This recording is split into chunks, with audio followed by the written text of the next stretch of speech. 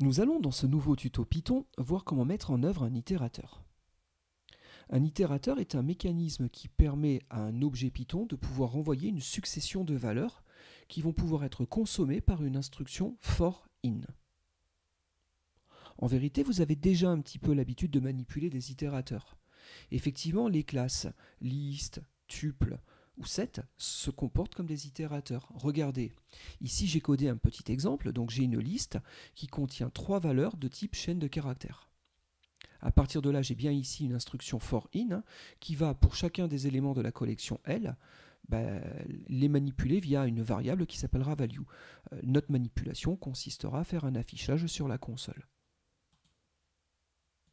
Regardez, je lance ce petit exemple, et donc on a bien fait un parcours de tous les éléments de la collection.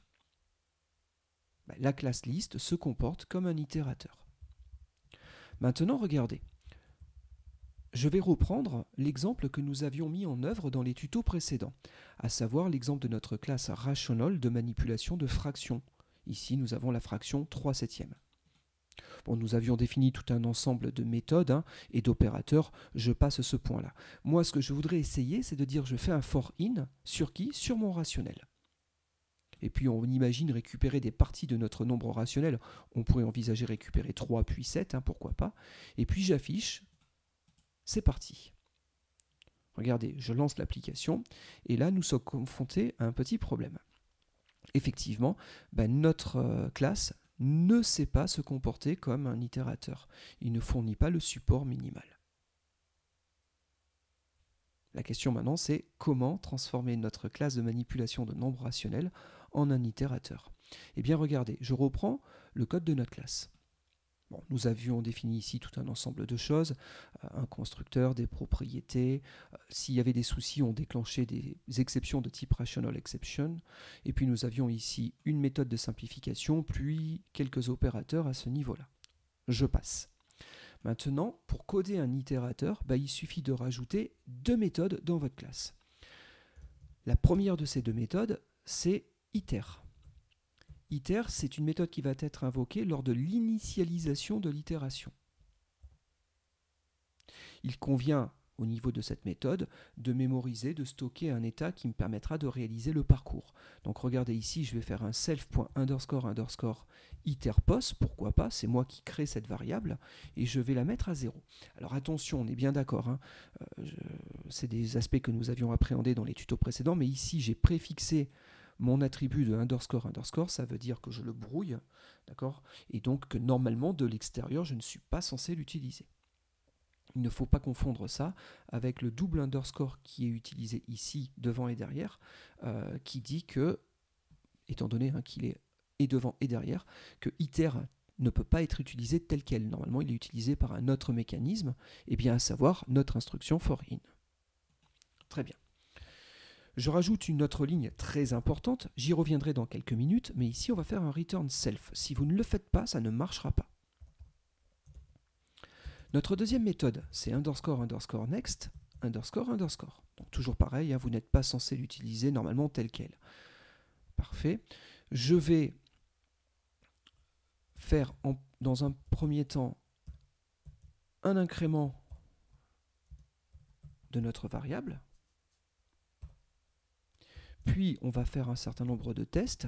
Si self.___ iterPos, s'il est égal à 1, et bien dans ce cas-là, nous retournerons le numérateur. Alors là, j'aurai 2 solutions, soit je retourne l'attribut, ___ numérator, soit je retourne la propriété numérator. Ça reviendra plus ou moins au même, comme vous préférez.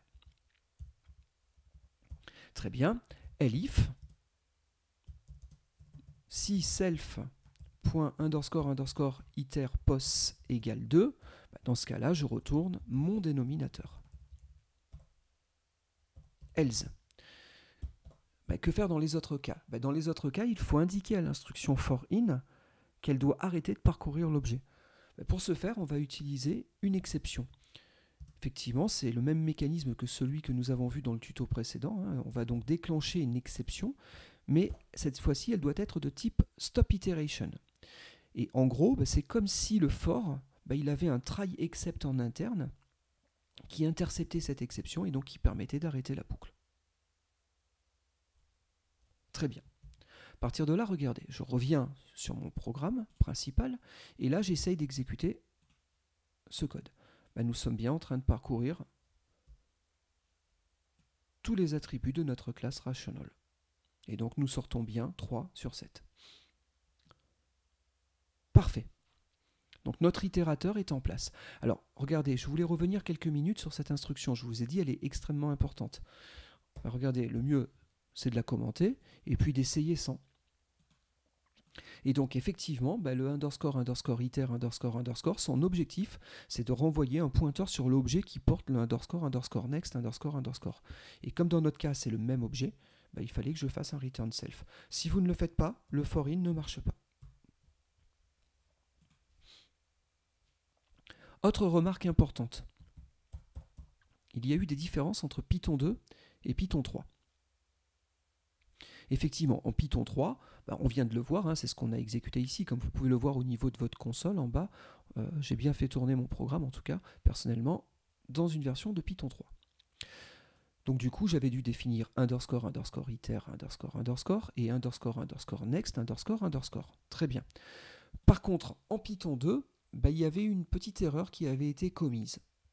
Ils en ont profité avec Python 3 pour la corriger. Effectivement, en Python 2, la méthode qui permet de sortir les valeurs une à une ne s'appelait pas underscore next underscore, mais next tout court. Et du coup, ça dérogeait aux conventions de nom classiques de Python. Effectivement, comme on n'est pas censé invoquer le next directement, normalement on aurait dû avoir le underscore devant et celui derrière. Bon, c'était un petit oubli. Donc du coup, si vous êtes en Python 2, il convient de définir ces deux fonctions. Alors pour autant, attention, je ne vous conseille pas de le coder directement avec tout le code qui est ici, mais dans le next. Parce que dans ce cas-là, vous anticipez pas une migration vers Python 3. Histoire d'anticiper une future migration, moi ce que je vous propose de faire, c'est de faire que votre next à la Python 2 retourne un self.underscore next à la Python 3. Comme ça, si vous êtes encore en Python 2, ça marche très bien, mais en vérité, c'est cette méthode-là qui va s'exécuter. Le jour où vous voulez vraiment migrer sur du Python 3, il suffirait de supprimer ce bout de code-là, et normalement, tout devrait continuer à fonctionner correctement. Parfait. Donc notez bien, il y a une petite différence entre Python 2 et Python 3 sur le nom de la méthode qui est ici. Voilà, Python 3 a essayé de réaligner les choses par rapport aux conventions classiques du langage Python. Très bien, voilà qui clôt cette petite explication donc, sur le principe d'itérateur. À partir de là, n'hésitez pas à utiliser ces mécanismes sur vos propres classes si vous pensez que ça peut vous apporter un plus haut niveau d'abstraction que d'utiliser directement le for sur cette classe-là. Très bien. Du coup, j'en profite aussi pour vous rappeler que pour tous les autres tutos précédents, vous pouvez les retrouver au niveau de notre site sur la section Python, au niveau de cours.fr. Et donc, en cliquant sur le lien qui est ici, vous retrouverez tous les autres tutos précédents, et notamment ceux sur la programmation orientée objet et le traitement des exceptions notamment. Voilà. Je vous remercie de votre attention et je vous dis à très vite pour le prochain tuto.